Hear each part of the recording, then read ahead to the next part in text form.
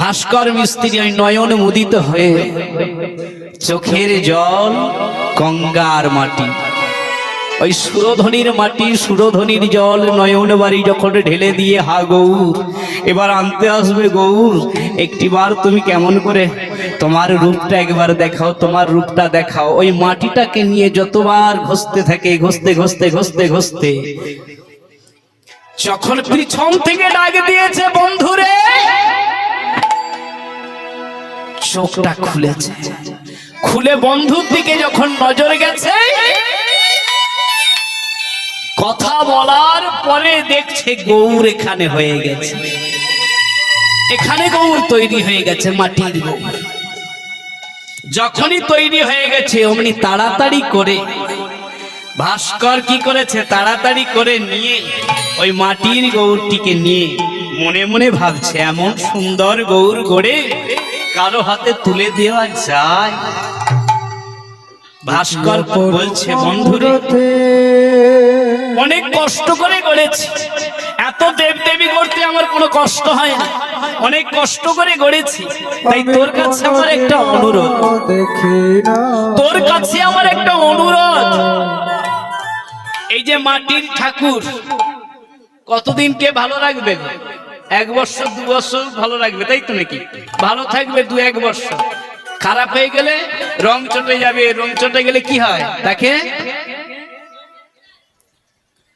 ঘরের বাইরে দিয়ে দেয় না, তাকে ঘরের বাইরে বসিয়ে দেয়, তা না হলে কোনো গাছতলায় বসিয়ে দেয়, তা না হলে বিসর্জন দিয়ে দেয়। শোন বন্ধু, অনেক কষ্ট করে গড়েছি, সেদিন তোর ভালো লাগবে না, সেদিন তোকে তুই একে ভালোবাসবি না, যেদিন তোর ভালো লাগবে না, তোদের যেদিন আর ভালো লাগবে না, সেদিন একে কোথাও বসিয়ে দিবি না, জলে বিসর্জন দিবি না, তুই আমার কাছে দিয়ে যাবি, আমার কাছে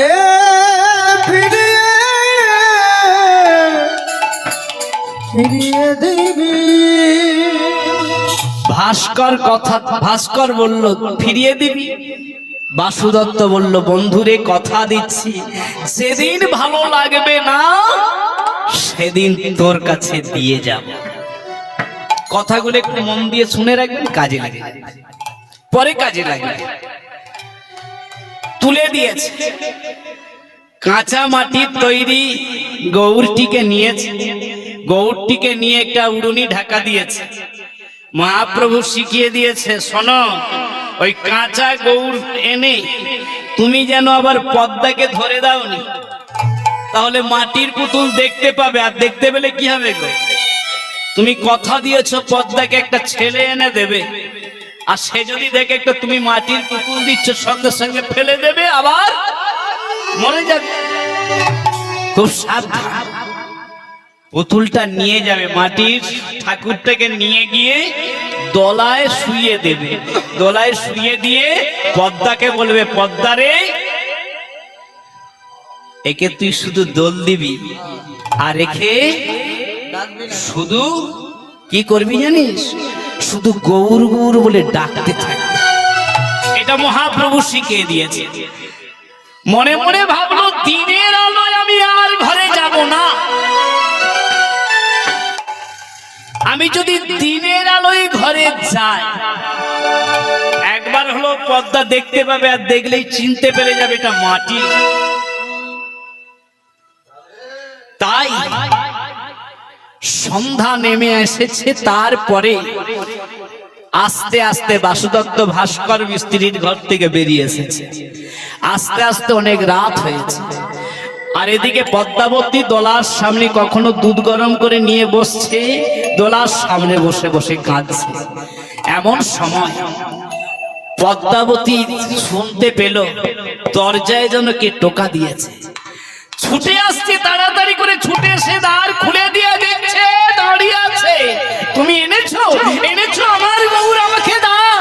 দাঁড়া দাঁড়া পদ্মা, দাঁড়া, নিবি তো, দাঁড়া, আগে আমার কথাগুলো শোন, আগে আমার কথা নি, তবে তো নিবি। বলো স্বামী, আমি যা বলবো তাই শুনবি? হ্যাঁ। শোন, ছেলেটা অনেক কষ্ট পেয়েছে, ওর মা খাইয়ে দিয়েছে, ওর মা ঘুম পাড়িয়ে দিয়েছে, ও যা খেয়েছে এখন খাওয়াতে হবে না, ও একটু ঘুমাচ্ছে, অনেক কষ্ট পেয়েছে ঘুমাচ্ছে, ওকে তুই তুলবি না, আর তোর কোলে দিলে এক্ষুনি ও উঠে পড়বে। আমি বরং ওই দোলায় শুয়ে দিই। আস্তে আস্তে দোলায় শুয়ে দিয়ে ঢাকা দিয়ে দিচ্ছে। সবটা বলে আরে কুমির সব ঢাকা দিচ্ছে কেন, একবার অন্তত দেখতে দাও। বলে না এখন দেখবি না, কেন কাঁচা মাটির পুতুল যদি দেখে, ওই জন্য ঢাকা দিয়ে দোলায় শুয়ে ঢাকা দিয়েছে।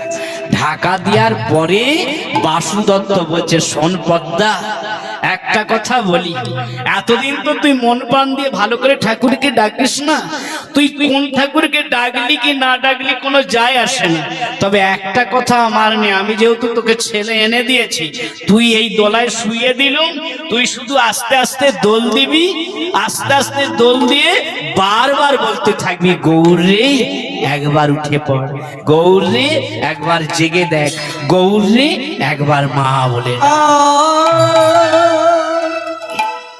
যতক্ষণ না ও জেগে উঠবে, যতক্ষণ না তোকে মা বলে ডাকবে, যতক্ষণ না ও কাঁদবে, ততক্ষণ তুই ওকে একদম নিবি না, একদম নিবি না, কথা দে। ঠিক আছে, তাই দোলার পাশে বসেছে,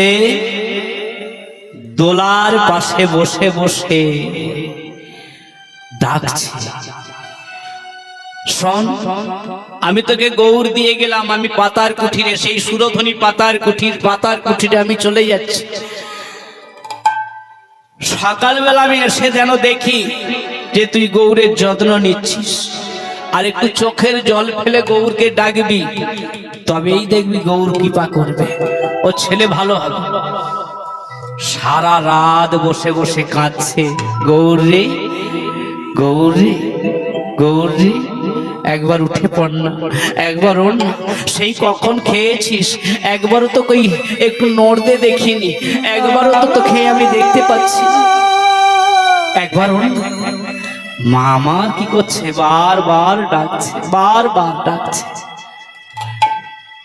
যখন সাড়া দেয় না, যখন কাঁদে না, যখন নড়ে না, মনে মনে ভাবে স্বামীকে কথা দিয়েছি আমি দেখব না, ও জাগবেই এক সময়, কারণ বিশ্বাসে মিলায় বস্তু। ওই বসে বসে ডাকছে, কার কাছে গৌরী একবার দেখা দে, একবার দেখা দে, গৌরী একবার দেখা, একবার দেখা দে,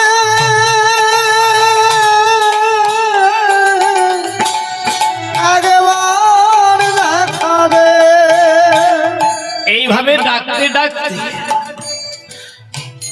ভোর নেমে আসছে, রেগে গিয়ে বলছে, গৌরে একটা ছেলে কতক্ষণ ঘুমায় বলতে পারিস, একটা ছোট ছেলে কতক্ষণ না খেয়ে থাকতে পারে বলতে পারিস, এত করে ডাকছি একবার উঠে পড় না। বারবার যখন গৌরে গৌরে গৌরে বলছে, ভক্তাধীন ভগবান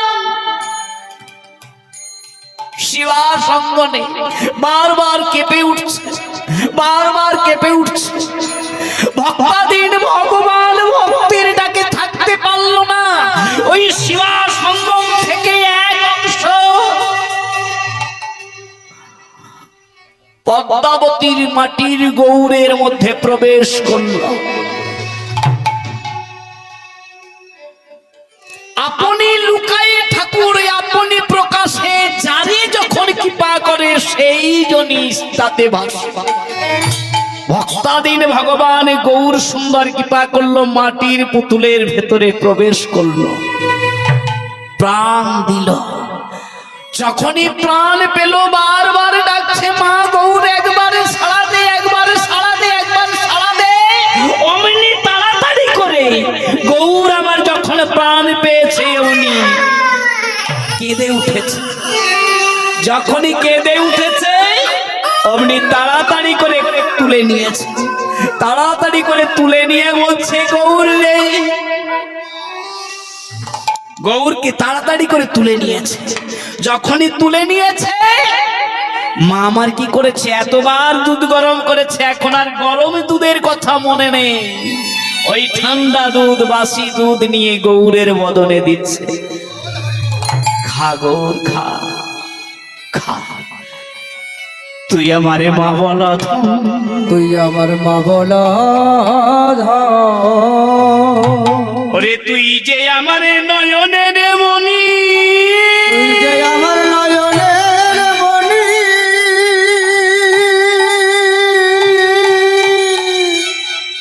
ওরে গৌরে রে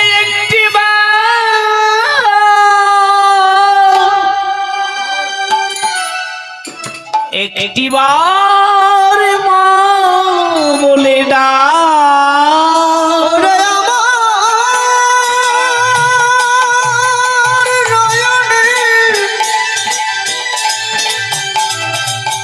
নয়নের গোপাল রে, তুই যে আমার হরিমালা পাখি, একবার মা বলে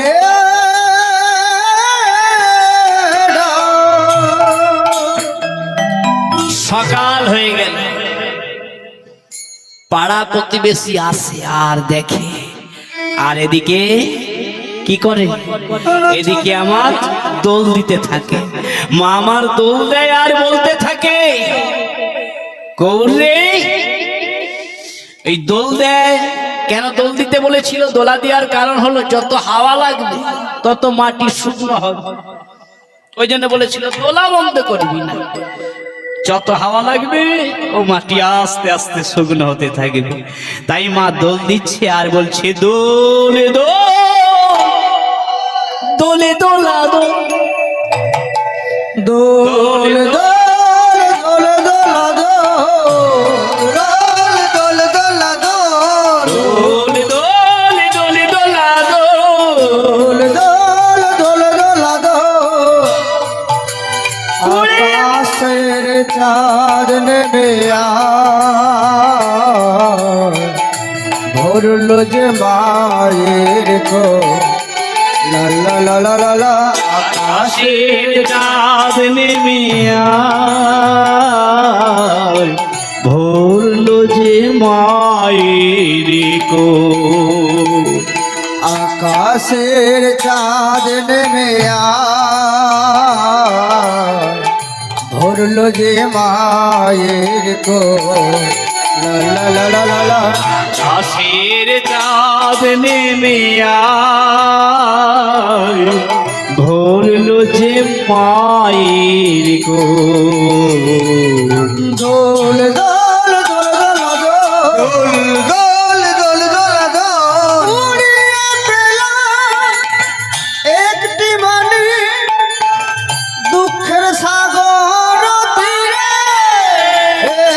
আমি কুড়িয়ে পেলাম একটি বাণী ঝুল দিয়ে যায়, এ মানিক রেখেছি ধরে বুকের চলো ঘিরে, আমি মানিক ধরেছি ধরে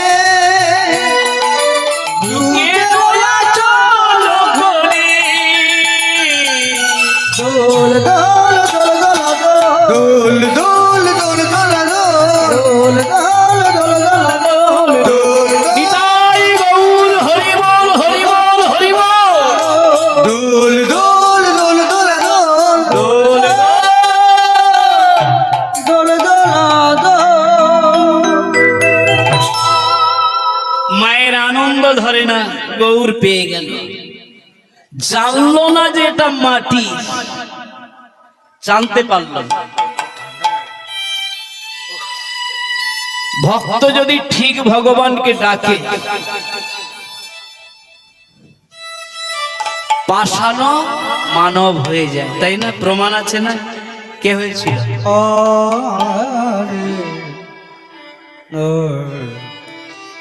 পাথরও মেয়ে ছেলে হয়েছিল ভগবানের কৃপায়। পরশ অহল্যা হয়েছিল না? গৌতম মুনির স্ত্রী অহল্যা হয়েছিল। ভগবান যাকে যখন কৃপা করে, এই জন্য বললেন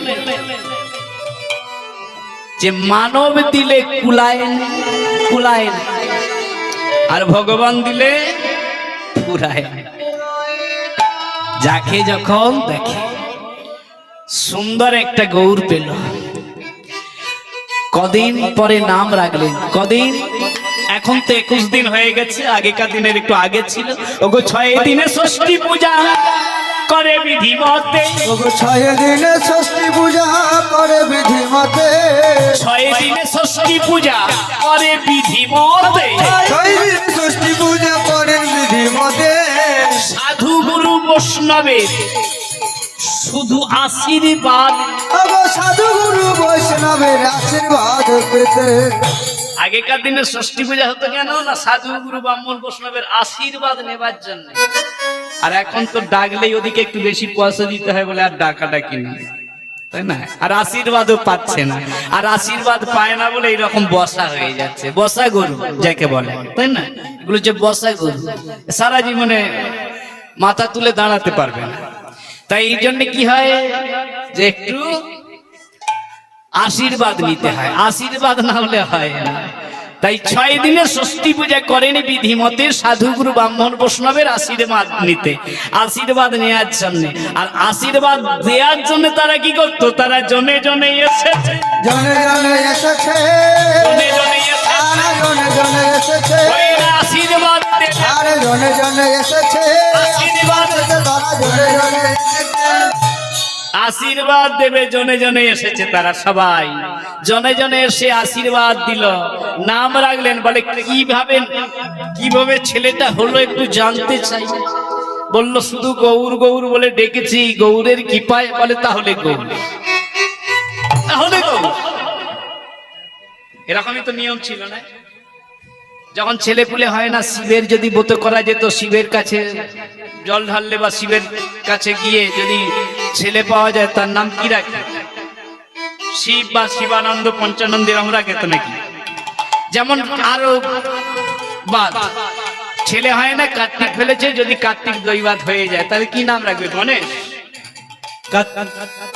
হিসাব তো। তাই যার আরাধনা করে পাওয়া হয় তার নাম তাই রাখা। তাই গৌরের আরাধনা করে পেয়েছে, নাম রাখলেন গৌর। এই গৌর যখন একটু বড় হল, একটু বড় হয়, মায়ের কোল আলো করে থাকে। আস্তে আস্তে যেতে যেতে একটু কাটতে হবে, না কাটলে ওইদিকে এইদিকেও কেটে যাবে আর ওইদিকেও। এই জন্য একটু কাটতে হচ্ছে, রিল কাটা যাকে বলা হয়। একটু কাটছে,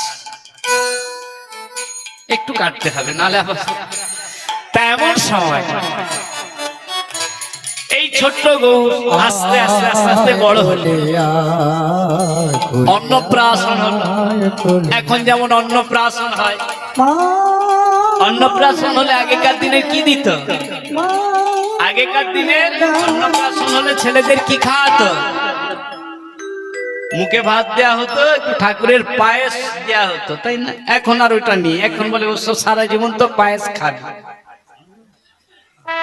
পায়েস দেয়, তার সঙ্গে আরো কি ভালো মন্দ দেয়, ওটা বললে কেমন লাগে, তাই না? ওইটা চাই যেন, এখন সব কাজেতেই যেন ওইগুলো চাই, কিন্তু ওটা বাদ। কারণ নিজের ছেলের মঙ্গল করব পরকে হত্যা করে, এটা যদি কারো মাথায় থাকে তাহলে কিন্তু আর ওইদিকে যাবে না, তাই না? নিজের ছেলের মঙ্গল কামনা করব ওই দিনেই গিয়া, তাই না? কেটে কেটে খাওয়াবো ছেলেকে, এই জন্য ওগুলো ওই দিন বাদ। সারাটা জীবন তো আছে পড়ে, ঠাকুরের পায়েস নিয়ে একটু দিতে হবে। আস্তে আস্তে দেখতে দেখতে দেখতে দেখতে 6 মাস পার হয়ে একটু যখন বড় হলো, পাড়া প্রতিবেশী সবার সঙ্গে খেলা করে ছেলেটা, সবার নয়নের মণি হয়ে গেল, সবার নয়নের মণি। বাসুদত্ত প্রতিদিন আসে আর দেখে আর গৌরকে প্রণাম করে দূর থেকে, কেন বাসুই জানে